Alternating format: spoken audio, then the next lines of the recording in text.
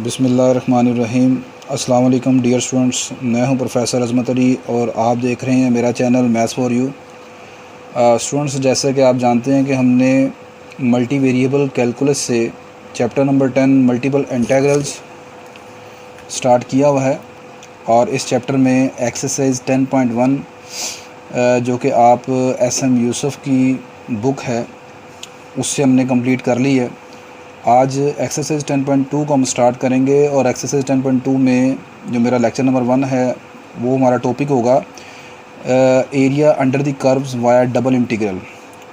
आप double integral को इस्तेमाल करके कर्व्स के दरमियान एरिया कैसे मालूम करते हैं वो यहाँ पर हम सीखेंगे। तो मतलब बताने का ये है कि आप दो कर्व्स या दो से ज़्यादा अगर कर्व्स हैं तो उनके दरमियान अगर आपने एरिया कैलकुलेट करना है तो आप डबल इंटीग्रल की मदद से मालूम कर सकते हैं। वैसे तो आप जानते हैं कि आप डेफिनेट इंटीग्रल जो है उसकी मदद से कर्व के दरमियान एरिया मालूम करते हैं। अब यहाँ पर आप ये भी सीखेंगे कि डबल इंटीग्रल की मदद से भी आप एरिया अंडर द कर्व मालूम कर सकते हैं। तो सबसे पहले यहाँ पर जो फार्मूला इस्तेमाल होगा उसके मतलब हम यहाँ पर थोड़ा सा डिस्कस कर लेते हैं। Suppose that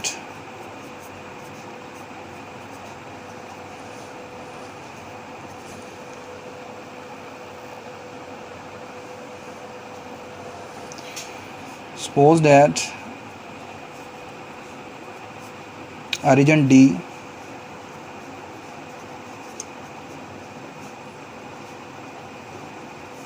is bounded above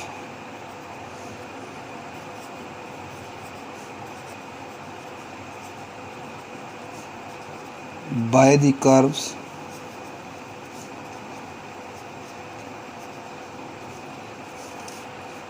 y is equal to g2x, इसको मैं y2 कह देता हूँ, and bounded below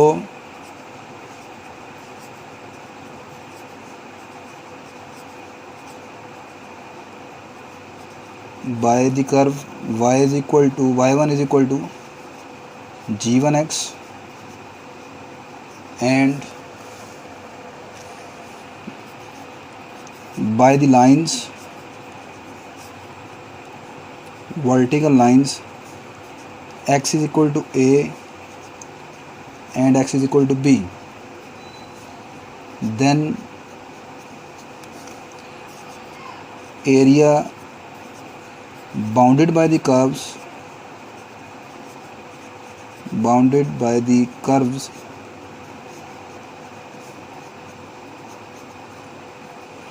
then area bounded by the curves over the region D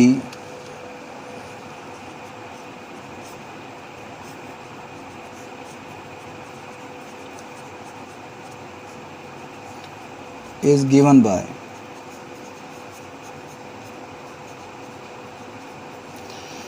सबसे पहले यहाँ पर जो मैंने सपोजिशन लिखी है इसको ग्राफिकली मैं आपको यहाँ पर बताता हूँ।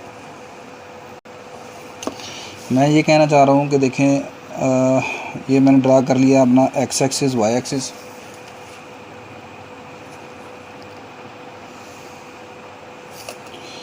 Origin X axis Y axis आ गया। फ़र्ज़ करें कि मेरे पास ये एक कर्व है जिसका मैंने नाम रखा है y2 is equal to g2x। ये अपर कर्व है मेरी, और इसी तरह एक नीचे कर्व मैंने रख ली जिसका नाम मेरे पास है y1 is equal to g1x। अब फ़र्ज़ करें यहाँ पर जो x की वैल्यू है वो है a और यहाँ पर x की वैल्यू है b। अब इन दोनों कर्व्स ने और इन दोनों लाइंस ने जो एरिया बाउंड किया है यानी जो इनक्लोज्ड एरिया है वो आपका सारा ये बनता है।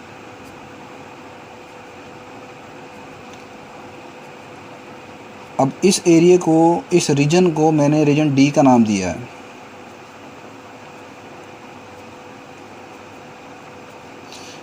अब ये सारी चीज़ मैंने यहाँ पर लिखी है कि suppose that a region D is bounded above by the curve, कि मेरा रीजन डी जो है वो बाउंडेड अबव है।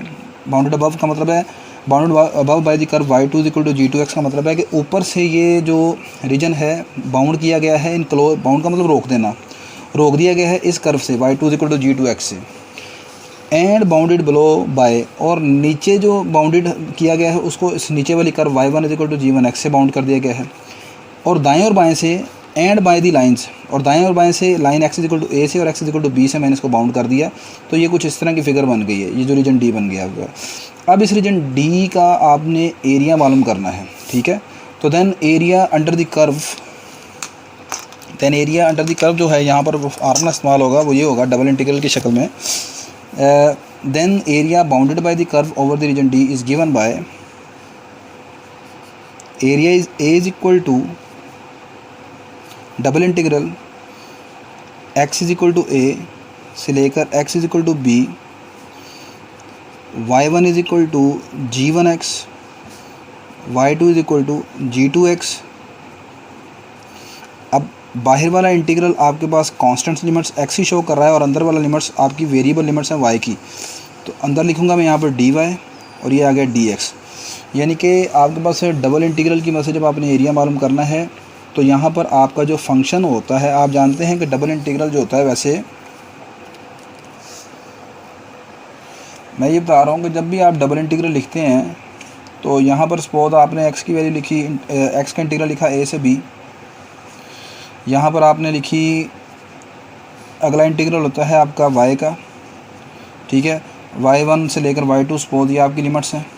तो यहाँ पर आप डबल टू वेरिएबल वाला फंक्शन लिखते हैं f(x,y), और फिर आप अगर y की लिमिट्स पहले लिखी हैं अंदर यानी कि, तो ये dy आ जाएगा, और फिर आप लिखते हैं dx।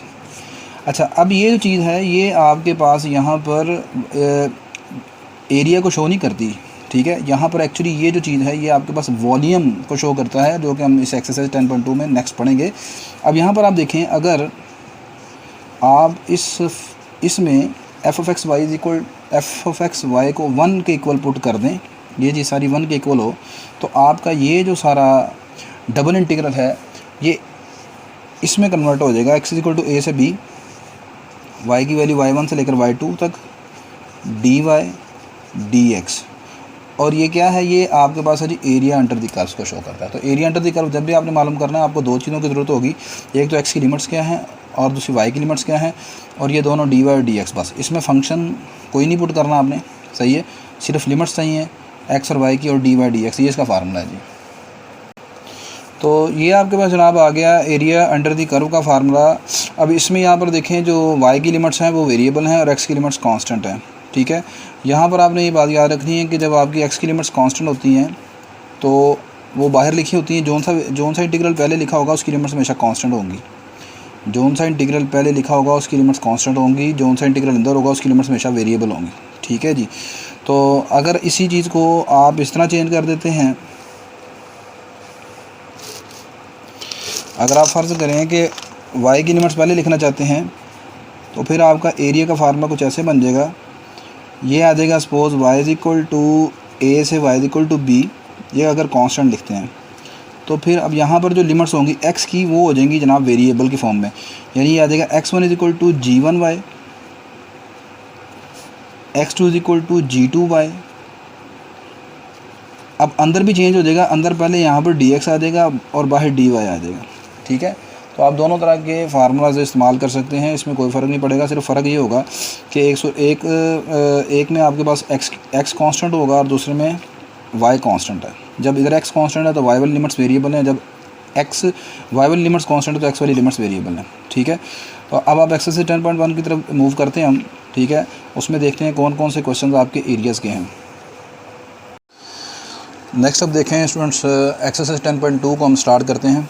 इसमें आपका पहला क्वेश्चन ये है, कहता है जी कि bye means of double integration find the area of the reason bounded by. Double integration की मदद से आपने एरिया ऑफ द रीजन, उस रीजन का एरिया मालूम करना है जो कि बाउंडेड बाय, बाउंड हो जाता है किससे, कोऑर्डिनेट एक्सिस से, and the straight line x plus y equal to a। अब यहाँ पर वर्ड उसने इस्तेमाल किया कोऑर्डिनेट एक्सिस। कोऑर्डिनेट एक्सिस का क्या मतलब होता है, what does mean coordinate axis? coordinate axis means x axis and y axis here। यहाँ पर चूँकि आपका तीसरा एक्सिस z एक्सिस की बात नहीं हो रही, इसलिए मैं यहाँ पर दोनों एक्सिस x एक्सिस और y एक्सिस की बात कर रहा हूँ। तो आपने सबसे पहले एक रीजन बनाना है जो कि बाउंडेड हो जाता है किससे, कोऑर्डिनेट एक्सिस से and straight line x plus y equal to a से। ठीक है, तो सबसे पहले हमने इस स्ट्रेट लाइन का ग्राफ बनाना है। ठीक है, तो ये इसका ग्राफ देखें कैसे बनेगा।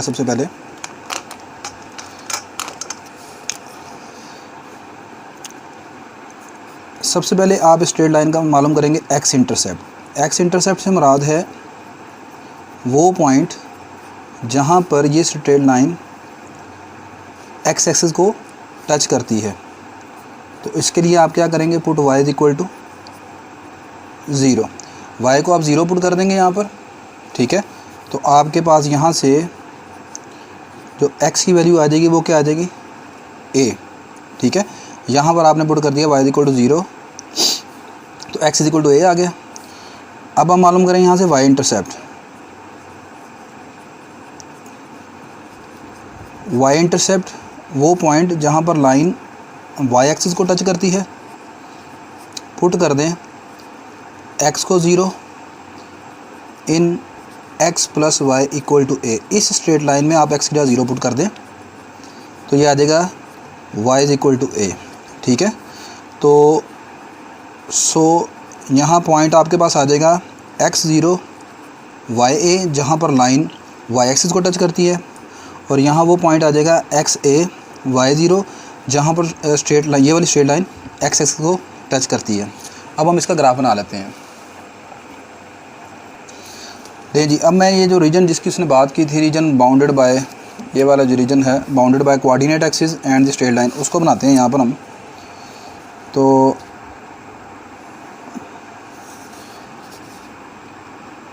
ये जनाब मेरा आ गया x एक्सिस y एक्सिस।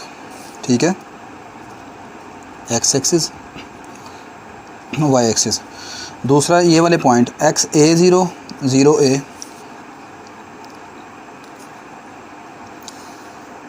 ये वो पॉइंट आ गया xa0, और ये वो पॉइंट आ गया x0a,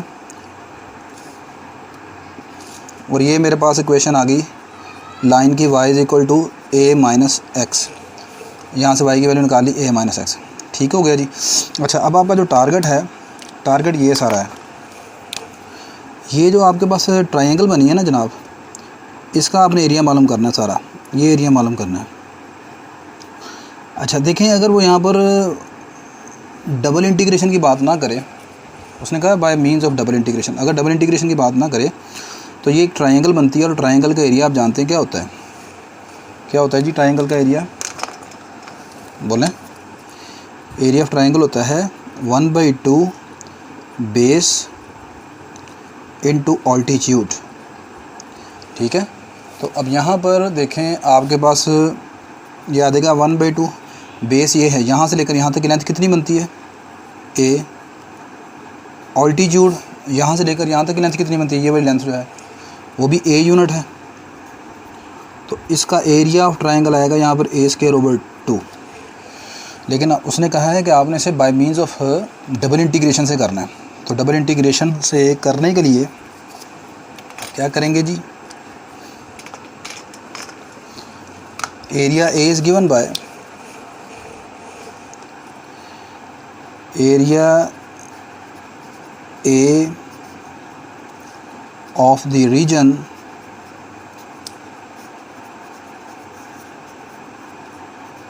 is given by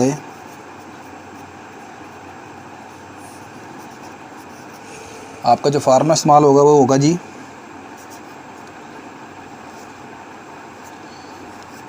dy dx, बाहर यहाँ पर हम x की लिमिट्स लिखेंगे x1 से x2 तक, यहाँ लिखेंगे y1 से y2। अब आपका टारगेट सिर्फ इस क्वेश्चन में ये है कि ये जो आपने लिमिट्स है ना वो मालूम करनी है। कोई अंदर फंक्शन नहीं है जिसको आपने इंटीग्रेट करना है, सिर्फ dx और dy डिफरेंशियल लिखे हुए हैं। टारगेट आपका सिर्फ ये लिमिट्स मालूम करना है। ठीक है, अब यहाँ पर लिमिट्स मैं आपको दो तरीक़ों से मालूम करके बताता हूँ। अच्छा जी, यहाँ पर अब लिमिट्स ऑफ इंटीग्रेशन अगर आपने मालूम करनी है तो लिमिट्स ऑफ इंटीग्रेशन मैं यहाँ पर आपको दो तरीक़ों से बताऊँगा, आप दोनों तरीक़ों से मालूम कर सकते हैं। पहला मेथड ये है, if we take limits of x as a constants and limits of y as variable, यानी अगर आप एक्स की लिमिट्स कांस्टेंट रख लेते हैं और वाई की लिमिट्स जो हैं वेरिएबल रख लेते हैं। कहने का मकसद क्या है कि आप actually along y axis area मालूम कर रहे हैं। जब आप कहते हैं कि वाई की लिमिट्स वेरिएबल हैं तो आप अलोंग वाई एक्सिस जो है वो एरिया मालूम करेंगे, यानी कि आप इस तरह चलेंगे, ये वाई एक्सिस के लॉन्ग आप एरिया मालूम करेंगे, ये ठीक है जी, ये आप वाई एक्सिस के लॉन्ग एरिया यहाँ पर मालूम करेंगे। ठीक हो गया। अच्छा जी, अब देखें, ऐसी सूरत में जो जब आप x की लिमिट्स कांस्टेंट रखेंगे और y की लिमिट्स वेरिएबल रखेंगे तो x की लिमिट्स क्या निकलेंगी, ये है आपका पास x की लिमिट्स, यहाँ से लेकर ये फिगर यहाँ तक है। तो इसमें x कहाँ से कहाँ तक जा रहा है, 0 से लेकर a तक। तो यहाँ पर जो आपका x है वो 0 से लेकर a आ गया आपके पास। अब फॉर लिमिट्स ऑफ y की जो आपने लिमिट्स मालूम करनी है वो चल रही हैं जी, यहाँ पर देखें, इसमें जब आप y की लिमिट्स मालूम करते हैं, y की लिमिट्स को आपने एज अ वेरिएबल रखा हुआ है, तो मैंने आपको यहाँ पर वर्टिकल स्ट्रिप का लफ्ज़ बताया है, वर्टिकल स्ट्रिप्स। जब आप y की लिमिट्स मालूम कर रहे हैं, y की लिमिट्स रख रहे हैं वेरिएबल, तो आप वर्टिकल स्ट्रिप मालूम करेंगे। और वर्टिकल स्ट्रिप क्या चीज़ है, सिर्फ आपने ये जो फिगर बनाई हुई है इसके अंदर एक इस तरह ये रेक्टेंगल बना देनी है। इस चीज़ का नाम मैं रख रहा हूँ यहाँ पर स्ट्रिप, इसको कहते हैं स्ट्रिप यहाँ पर, ठीक है। स्ट्रिप ये मैंने एक स्ट्रिप बना दी है, ये जो एक लाइन, दो लाइनें मैंने ये ग्रीन कर दी हैं, ये एक स्ट्रिप है। अब आपने ये देखना है कि ये जो स्ट्रिप है जो कि लॉन्ग आपने वाई एक्सिस की बनाई है, ये आपके पास किन दो लाइनों को टच कर रही है। तो ये किन दो लाइनों को टच कर रही है, एक तो ये टच कर रही है स्ट्रिप आपकी एक्स एक्सिस को, तो एक्स एक्सिस पर वाई की कीमत कितनी होती है, 0। दूसरा ये जो स्ट्रिप है इस पॉइंट पर टच कर रही है इस लाइन को, और इस लाइन पर वाई की वैल्यू कितनी है, a माइनस एक्स, ठीक है। तो यहाँ पर जब आप जनाब वर्टिकल स्ट्रिप इस्तेमाल करेंगे, यानी कि अलोंग वाई एक्सिस एरिया मालूम करेंगे, तो आपके पास जो y की लिमिट्स निकलेंगी वो आएंगी y 0 less than equal to y, और सेकंड अपर वैल्यू होगी a माइनस एक्स यहाँ पर। ले जी, इस सूरत में आपका जब ये लिमिट्स होंगी तो उस सूरत में आपका जो एरिया a है वो आपके पास आ जाएगा। अब x की लिमिट्स कांस्टेंट हैं तो कांस्टेंट लिमिट्स हमेशा आपने पहले लिखनी होती हैं। y की लिमिट्स आएंगी 0 से लेकर a माइनस एक्स तक। अब ये वाला इंटीग्रल पहला y का है तो आपने dy लिखना है, बाहर वाला इंटीग्रल x का है तो बाहर आपने dx लिखना है। अब आप इसकी इंटीग्रेशन करें तो ये आ गया 0 से a, y dy की इंटीग्रेशन y हो गई। ये आपकी लिमिट्स आ गई 0 से लेकर upper limit a minus x into d x. अब इसमें अपर लिमिट आप पुट कर दें, 0 to a upper limit put करेंगे, याद आएगा a minus x into d x. अब आप इसकी इंटीग्रेशन कर दें तो ये आ जाएगा जनाब आपके पास a माइनस एक्स की इंटीग्रेशन इकट्ठी कर दें चाहे या अलग चले कर दें, ये आ जाएगा a माइनस एक्स की पावर 2 ओवर 2 इंटू -1, और ये आपकी लिमिट्स आ गई 0 से a। यहाँ पर मैंने जो फार्मूला इस्तेमाल किया है इंटीग्रेशन का वो ये वाला इस्तेमाल किया है, ax प्लस बी की power n into d x equal होता है ax प्लस बी की power n plus 1 over n plus 1 into a plus constant c। तो आप सेपरेटली दो हिस्सों में इसको अलग-अलग दो इंटीग्रल में कन्वर्ट करके करना चाहते हैं तो उससे भी कर दें। जी, अब आप अपर लिमिट अप्लाई करें। सबसे पहले ये -1/2 लहदा कर लें, अपर लिमिट पुट करेंगे तो a माइनस a आ जाएगा, माइनस लोअर लिमिट पुट करेंगे आ जाएगा 0 माइनस a का होल स्क्वायर। ये जनाब आपके पास बच जाएगा -1/2, ये आ गया 0, ये रह गया माइनस a का होल स्क्वायर, ये अंदर माइनस a का होल स्क्वायर तो होगा प्लस a स्क्वायर, लेकिन ये बाहर वाला माइनस आ गया, ये आ जाएगा जी a square over 2, that is the required area. और यहाँ पर ये देखें मैंने आपको बताया था कि एरिया फॉर ट्रायंगल यहाँ पर a स्क्वायर बाई 2 है। अब यहाँ पर मैं अगर लिमिट ऑफ इंटीग्रेशन को चेंज करके x की लिमिट्स पहले मैंने रखी थी कांस्टेंट, अब मैं चेंज करता हूँ, इसमें एक्स की लिमिट्स को वेरिएबल बना लेता हूँ और वाई की जो लिमिट्स है उन्हें कांस्टेंट बनाता हूँ, तो फिर देखें कि आंसर यही आता है दोबारा। ले जी, अब यहाँ पर मैंने दूसरा केस लिया कि क्वेश्चन हमारा ख़त्म हो गया, मैं अब आपको अल्टरनेटिव मेथड बता रहा हूँ। अब मैंने कहा कि अगर फ़र्ज़ करें कि हम if we take limits of y as a constant, y की लिमिट को कांस्टेंट रख लेते हैं और एक्स की लिमिट को वेरिएट कर देते हैं, वेरिएबल बना लेते हैं। तो देखें ये आपका रीजन है सारा, ये जो ट्रायंगल है ये सारी आपकी रीजन है, ठीक है। अब इसमें अगर आपने वाई की लिमिट्स को कांस्टेंट रखा है तो वाई आपका ये सारा है, ये आपका सारा वाई है। अब ये यहाँ से यहाँ तक वाई सारा है, तो ये कितना है, इसमें मिनिमम वाई कितना है, 0, और मैक्सिमम कहाँ तक जा रहा है, ए तक। तो यहाँ पर जो वाई की लिमिट्स जनाब इस सूरत में होंगी वो होंगी 0 less than equal to Y, Y less than equal to A. अब अगली चीज़, अब आपने लेना है एक्स की लिमिट्स को एज अ वेरिएबल। तो आप ऐसा करेंगे, इसका मतलब एक्स की लिमिट्स को वेरिएबल लेना है तो आपने लॉन्ग एक्स एक्सिस एरिया मालूम करना है, ठीक है। When we take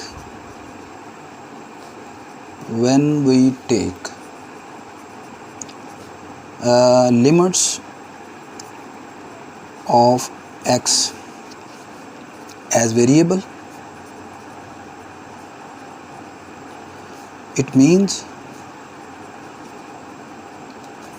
we are interested to find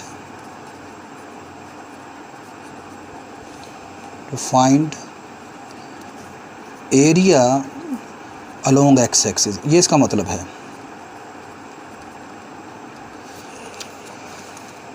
And in this case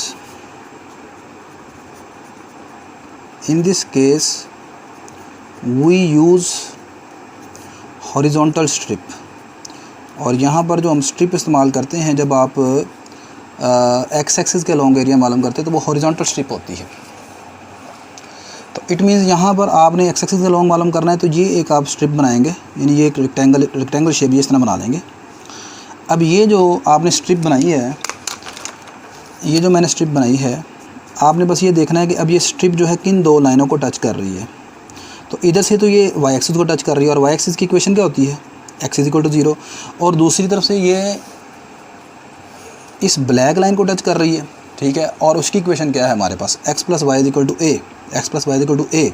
तो यहाँ से आप एक्स की वैल्यू निकाल लें, क्योंकि आपने इस मरतबा एक्स की लिमिट्स निकालनी है तो एक्स की वैल्यू निकालेंगे। तो एक्स की लिमिट क्या आ गई, एक्स की वैल्यू क्या आ गई, ए minus Y.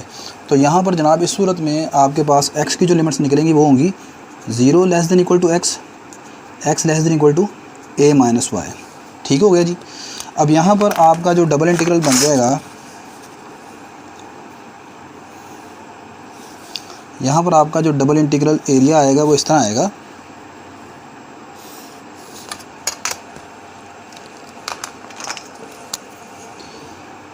Area a is equal to y की लिमिट्स रखी हैं आपने कांस्टेंट, तो ये बाहर आ जाएंगी, वाई की लिमिट 0 से ए, अंदर एक्स की लिमिट्स आएंगी 0 से लेकर ए माइनस वाई।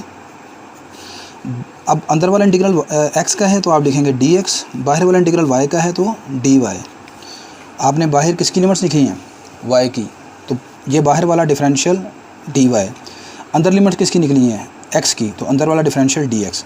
बस आप जस्ट इसे इंटीग्रेट करें अब आप, तो ये आ जाएगा 0 से डी एक्स की इंटीग्रेशन एक्स हो गई, लिमिट्स आ गई 0 से लेकर A minus Y into D Y,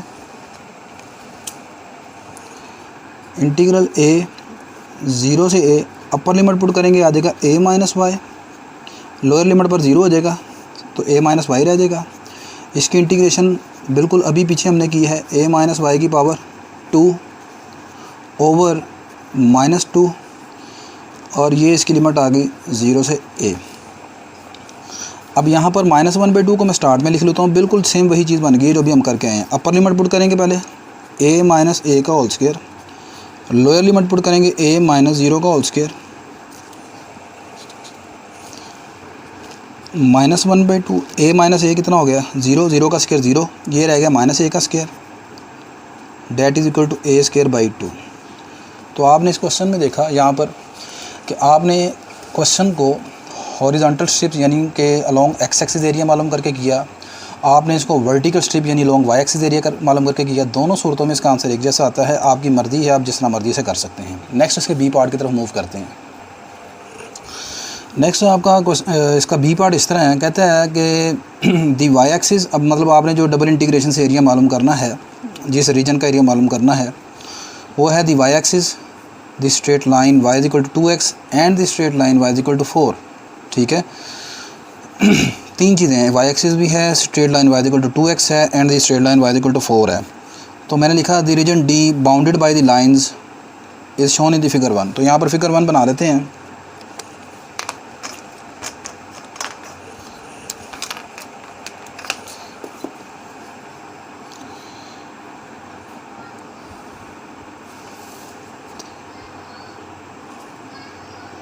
ये जनाब मेरे पास आ गया एक्स एक्सिस वाई एक्सिस। तो इस मरतबा एक्स एक्सिस से तो उसने बाउंडेड नहीं कहा, वाई एक्सिस से कहा है, तो हमारी ये लाइन वाई एक्सिस हमारे रीजन में आएगी। दूसरी उसने कहा है the straight line y is equal to 2x। तो y is equal to 2x वाली line, y is equal to 2x जो लाइन होती है वो ऐसी लाइन है जो रीजन से पास करती है। ठीक है, तो y is equal to 2x ये मेरे पास एक्सपोज लाइन है, y is equal to 2x, this is y is equal to 2x। और आखिरी लाइन है y इज इक्वल टू 4। तो suppose this is y is equal to 4 line. y is equal to 4 line कौन सी होगी? आपकी हॉरिजॉन्टल लाइन होगी ये। ठीक है, this is y is equal to 4। अब आपने जौन सा एरिया जिसका मतलब एरिया मालूम करना है, जो आपका रीजन D है, ये है सारा, this is your region D, ये ट्रायंगल जो बनती है। ठीक है, सबसे पहले ये पॉइंट ऑफ इंटरसेक्शन मालूम करें। यहाँ पर ये y is equal to 2x और y इज इक्वल टू 4 के दरमियान पॉइंट ऑफ इंटरसेक्शन है। तो यहाँ पर ये है y is equal to 2x, इसमें y is equal to 4 put करें यहाँ से। तो y is equal to 4 put किया तो x की वैल्यू कितनी आ गई? कट गया, 2 आ गई। तो x 2 है तो y कितना है? y 4 है। यानी ये पॉइंट ऑफ इंटरसेक्शन जो है x 2 और y 4 है। दोबारा देखें, y की वैल्यू 4 इधर पुट कर दें तो x की वैल्यू कितनी आ जाएगी? 2। तो पॉइंट ऑफ इंटरसेक्शन 2 और 4 हो गया यहाँ पर आपका। ठीक है, अब आपने इस रीजन D का सारा एरिया मालूम करना है। तो अब यहाँ पर देखें आप कौन सी स्ट्रिप इस्तेमाल करेंगे, हॉरिजॉन्टल या वर्टिकल, आप दोनों तरह के इस्तेमाल कर सकते हैं। लेकिन मैं आपको बताता हूँ कि जब आपका जो रीजन D बन रहा होता है, अगर उसमें वाई एक्सिस की बात की जाए, जैसे यहाँ पर ये वाई एक्सिस की बात की गई है, इस रीजन D में आपका वाई एक्सिस इंक्लूडेड है और वाई एक्सिस की इक्वेशन क्या है? X is equal to 0। तो आप जो एक्स इज इक्वल टू 0 दिया हो तो आप यहाँ पर हॉरिजॉन्टल स्ट्रिप इस्तेमाल करेंगे यहाँ पर, यानी कि लॉन्ग दी एक्स एक्सिस आप एरिया मालूम करें। ठीक है, तो यहाँ पर जो मैं एरिया मालूम करूँगा वो होगा यहाँ पर अलॉन्ग दी एक्स एक्सिस। आप यहाँ पर वाई एक्सिस के लॉन्ग भी एरिया मालूम कर सकते हैं, मैं आपको उसकी लिमिट्स बता दूंगा, आप उसमें करके देख लीजिएगा, सेम आंसर आएगा। तो लॉन्ग दी एक्स एक्सिस मालूम करने के लिए मैंने यहाँ पर हॉरिजॉन्टल स्ट्रिप एक बना ली। अच्छा जी, अब यहाँ पर आप हॉरिजॉन्टल स्ट्रिप को मैंने बताया कि आप इस्तेमाल कर लें। तो हॉरिजॉन्टल स्ट्रिप से limits of integration of x जो है वो कैसे निकलेंगी वो देखें। अच्छा, मतलब हॉरिजॉन्टल स्ट्रिप से मुराद है कि आप एक्स एक्सिस से लॉन्ग एरिया मालूम करने जा रहे हैं इस फिगर का। तो अब यहाँ पर आप देखें कि जब आप लॉन्ग एक्स एक्सिस मालूम करेंगे तो y is treated as constant. तो ये आपका y है सारा यहाँ से यहाँ तक। तो इसमें मिनिमम वैल्यू y कितनी है? यहाँ पर 0 है और मैक्सिमम कहाँ तक जा रही है? इस पॉइंट तक। और ये पॉइंट क्या है? x0 y 4। हेयर आपका जो y है वो है 0 से 4 के दरमियान। अब आपने x की लिमिट्स मालूम करनी है। तो x की लिमिट्स के लिए ये मैंने हॉरिजॉन्टल स्ट्रिप ड्रा की। तो आप देखें ये हॉरिजॉन्टल स्ट्रिप किन दो पॉइंट्स पर टच कर रही है, कौन सी दो लाइनों को टच कर रही है? एक तो ये टच कर रही है वाई एक्सिस को। तो वाई एक्सिस पर x की वैल्यू कितनी होती है? 0। तो आपके पास x की जो मिनिमम वैल्यू होगी वो 0 होगी। और मैक्सिमम कितनी है? मैक्सिमम ये टच कर रही है इस लाइन को। तो इस लाइन पर ये लाइन क्या है? y is equal to 2x है। और इस लाइन से आप x की वैल्यू निकालें, कितनी बनती है? y/2। ठीक हो गया। तो x की जो दूसरी वैल्यू आएगी वो आ जाएगी y/2। ठीक है, तो y की लिमिट्स कांस्टेंट 0 से 4 और x की लिमिट्स वेरिएबल 0 से लेकर y/2 के दरमियान आ जाएंगी। तो अब आप इसको कर लें इंटीग्रेट। तो required area A is equal to constant limits पहले, यानी y की लिमिट्स पहले लिखेंगे, अंदर लिखेंगे x की लिमिट्स, और x की लिमिट हैं 0 से लेकर y/2 तक। अभी x की लिमिट्स पहले, तो यहाँ dx लिखेंगे, बाहर इंटीग्रल आपका y का है तो बाहर लिख देंगे आप dy। तो ये रिक्वायर्ड एरिया आ जाएगा। अब इसको तरह से आपने सॉल्व करना है। 0 to 4 dx की इंटीग्रेशन होगी x, 0 से लेकर y/2 dy, 0 to 4 upper limit put कर दें, ये आ जाएगा y/2, लोअर लिमिट पुट करेंगे इसमें रह जाएगा 0, तो y/2 फाइनली रह जाएगा आपके पास, इंटू dy, 1/2 बाहर ले आएँ, अंदर रह जाएगा y, तो y की integration with respect to y क्या हो जाएगी, y² इंटू y²/2, और ये लिमिट्स आ गई 0 से लेकर 4, ये 1/2 से मल्टीप्लाई होकर कितना हो जाएगा 1/4, अपर लिमिट पुट करते हैं 4 का स्क्वायर, लोअर लिमिट पुट करते हैं 0 का स्क्वायर, 4 का स्क्वायर हो गया 16, 16/4 that is equal to 4 square units. ये आपका रिक्वायर्ड एरिया आ जाएगा यहाँ पर। अच्छा स्टूडेंट्स, अगर आप क्वेश्चन नंबर 1 के बी पार्ट्स में मैंने आपको बताया था कि आप अगर अलॉन्ग वाई एक्सिस एरिया मालूम करते हैं, यानी इस तरह अगर आप ये एरिया मालूम करते हैं अलॉन्ग वाई एक्सिस शेड करते हैं इसको, तो आप ज़ाहिर सी बात है ये वर्टिकल स्ट्रिप्स आप ड्रा करेंगे यहाँ पर, ठीक हो गया। तो वर्टिकल स्ट्रिप जब आप ड्रा करेंगे तो फिर आपकी जो एक्स की लिमिट्स हैं वो होंगी कांस्टेंट यहाँ पर। तो अब यहाँ पर एक्स मैक्सिमम मिनिमम कितना है, यहाँ 0 से स्टार्ट हो रहा है और यहाँ तक आ रहा है आपका एक्स। तो नीचे आ जाए, यहाँ पर एक्स की वैल्यू यहाँ पर कितनी आती है, इधर x2 है आपका, तो ये यहाँ पर x की वैल्यू जो है 0 से 2 के दरमियान आएगी। यानी कि अगर आप इसमें वर्टिकल स्ट्रिप इस्तेमाल करते हैं, x की लिमिट्स को रखते हैं कांस्टेंट, तो आपका x रखेगा 0 से 2 के दरमियान। अब रह गया आपका y, तो y देखें, y के लिए वर्टिकल स्ट्रिप आपने ड्रा कर ली, ये एक स्ट्रिप मैंने उठा ली। अब ये स्ट्रिप देखें किन दो लाइनों को टच कर रही है, एक तो ये इस लाइन y=4 को टच कर रही है और वो आपकी अबव लिमिट को शो करेगी, और नीचे किसको टच कर रही है, y=2x को। तो अब इस सूरत में आपका जो y होगा जनाब वो ये होगा 2x < y, y < 4। ये आपकी y की लिमिट्स आएंगी यहाँ पर, ठीक है, और ये आपकी x की लिमिट्स आएंगी। बाकी क्वेश्चन वैसे ही रहेगा, बस आप इसको इंटीग्रेट कर लेंगे। तो आज के क्वेश्चन में, आज के लेक्चर में ये हमने प्रॉब्लम नंबर 1 जो है एक्सरसाइज 10.2 की वो डिस्कस की। इंशाल्लाह बाकी जो प्रॉब्लम है वो नेक्स्ट लेक्चर में डिस्कस करेंगे। शुक्रिया जी, अल्लाह हाफिज़।